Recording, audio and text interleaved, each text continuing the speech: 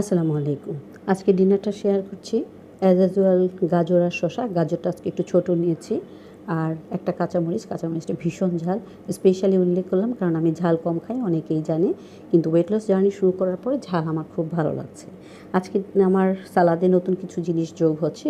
যেমন অলরেডি আমি ছোলার ডাল দিয়েছি সিদ্ধ করা, আর একটা সিদ্ধ ডিম, আর 2 পিস কটেজ পনিরকে আরও পিস পিস করে অল্প একটু আধা চা চামচের মতো বাটারে একটু সতে করে তারপরে এখানে দিলাম। আর দিলাম হচ্ছে সাদা তেল, অনেক দিন পরে নতুন অনেকগুলো জিনিস আজকে অ্যাড হয়েছে আমার সালাদে। সালাদটা অনেক বেশি পরিমাণ হয়ে গেছে, হয়তো আমি শেষ করতে পারবো না। অন্যান্য দিন কিন্তু আমার মাঝে মাঝে ক্ষুধা লেগে যায় রাতে, তখন বেশ রাতটা যেহেতু মোটামুটি বড়, তখন আমি ফ্রেশ একটা শসা খেয়ে নিই অথবা একটু বাদাম খেয়ে নিলেও আমার চলে যায়। তা আজকে মনে হয় আর কোনো রকম ক্ষুধা লাগবে না। এটাই আমার অনেক বেশি হয়ে গেছে, হয়তো পুরোটা খেতেও পারবো